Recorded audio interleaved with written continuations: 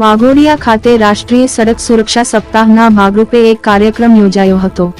આ કાર્યક્રમ Apollo tyre તેમજ વાઘોડિયા પોલીસ સ્ટેશનના સંયુક્ત ભાગરૂપે રાખવામાં આવ્યો હતો, જેમાં વાઘોડિયાના ધીરજ ચોકડી પાસેથી પસાર થતા વાહન ચાલકોને ટ્રાફિકના નિયમો સલામતીના ભાગરૂપે સમજણ આપી જાગૃત કર્યા હતા, જેમાં મોટરસાયકલ સવારોને હેલ્મેટ પહેરીને મોટરસાયકલ ચલાવી તેમજ કાર ચાલકોને સીટબેલ્ટ બાંધી ડ્રાઇવિંગ કરવું જેવા સલામતીના ભાગરૂપે વાહન ચાલકોને સમજૂતી આપવામાં આવી હતી।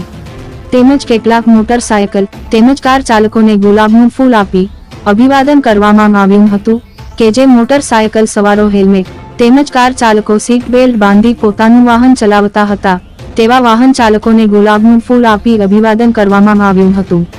અહેવાલ વિષ્ણુભાઈ ભાટિયા, વાઘોડિયા। આવા તાજા સમાચાર જોવા માટે અમારી ચેનલ સબસ્ક્રાઇબ કરો, લાઇક કરો અને શેર કરો।